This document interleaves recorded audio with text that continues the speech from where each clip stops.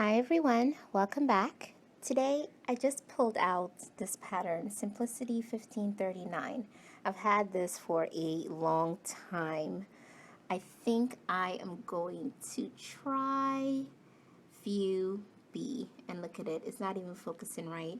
This is the fabric I'm going to use. I'm wearing it as a shawl. I just threw it over me for like a whole hour now trying to figure out if I want to do this or not. So I'm about to cut out the pattern and let's get started. I'll start by cutting out the pattern. This pattern has pieces like the sleeve and the lower front and back that has multiple lengths. I usually fold mine into angles and secure it to the back of the pattern with a couple of straight pins. Now don't forget to cut pattern piece 6, which is the elastic guide. The pattern cutting instructions don't ever include it. Now for the bodice front, first stay stitch at the center large dot and clip, then make the gathers by hand or on the sewing machine. The instructions want you to make a 5 1/8 inch hem, but I decided to serge the edge, turn it over to form a narrow hem and run a straight stitch, and this is how it looks after being pressed. I omitted the hem tape at the shoulder seam and did a triple stitch instead. Always test your stitches on a matching piece of scrap fabric before you apply it to your actual garment. Now using piece 5, the back neckband, position this by pinning it to the back neckline.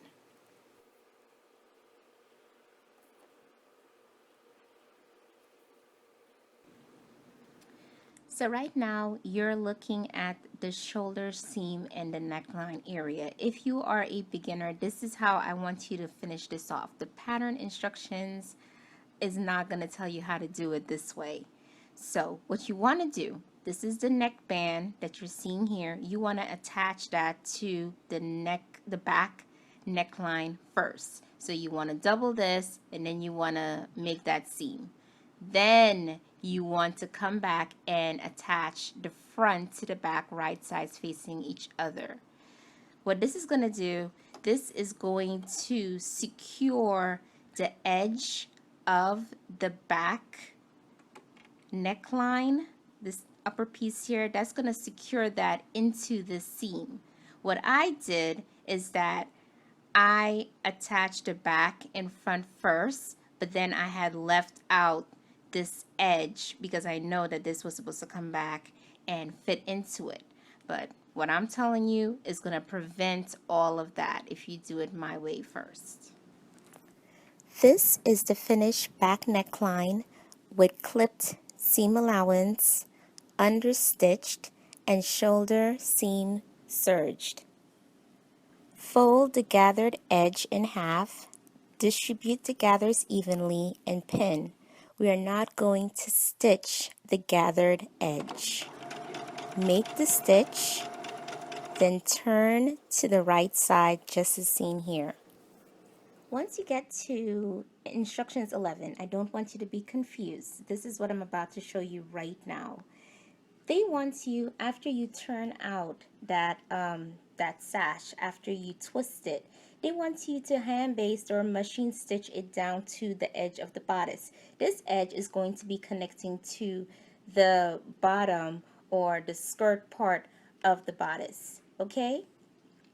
But look, on instruction 16, they want you to attach the twist band to the edges. Now, how are you going to do this?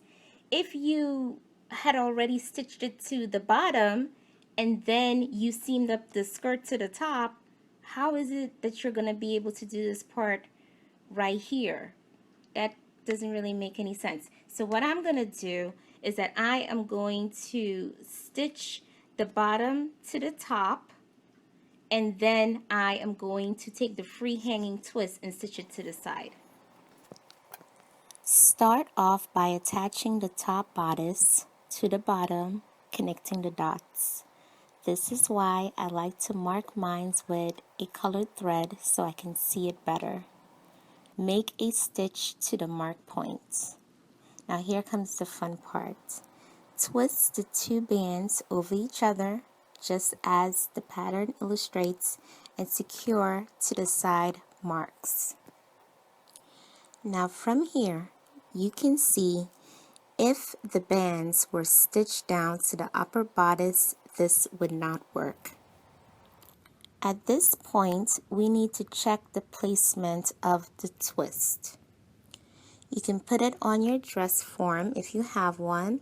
If not, put it on a hanger on the door and adjust the twist if necessary. Then pin the lower to upper back, adjust the gathers, and stitch. I will be using a 1/2 inch of elastic for the casing. Position the elastic within the casing, pin or base, I did both, then close it with a stitch to the bare edge.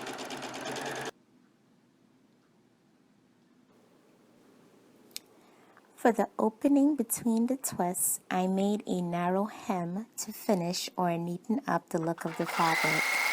Then I serged the seam of the front midsection as far as I could into the tie band, which looks like this. I then made the side seams. Then attach the sleeves, which are so easy when you're working with knits, and finish the edges on the serger.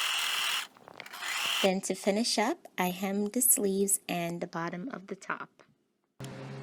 So this is the finished blouse, and this is a close-up of the twisted bands. Now I'll show you the opening here. Pull it down a little. This is the opening that is finished. The opening needs to be there because of the twist.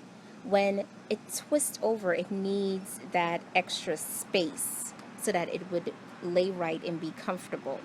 Now this is what I was saying about the tie bands needing to be free hanging. If this was stitched onto here, you wouldn't be able to adjust it where it needs to go when you put it on when you're wearing it. Everyone's body is created differently, and you need to be able to adjust it where it needs to go. This is the side, the sleeves, the back. Let me turn it to the back. Now, this is the only thing I don't really particularly like about this pattern. These are the gathers, the center gathers. I really don't see why it was needed. I was thinking that maybe next time I make it, I'm going to have to figure out how to alter the pattern so that it keeps the fullness, because that's what gathers do. It's there to add fullness to the area of wherever it is. So I want to take away the gathers but add back the fullness. So I'm going to have to figure it out. The elastic in there, once again, I really don't know why it was needed, but I'd rather keep the elastic and get rid of the gathers that you have to do before you put in the elastic. And that's pretty much it. So here comes the look of the day.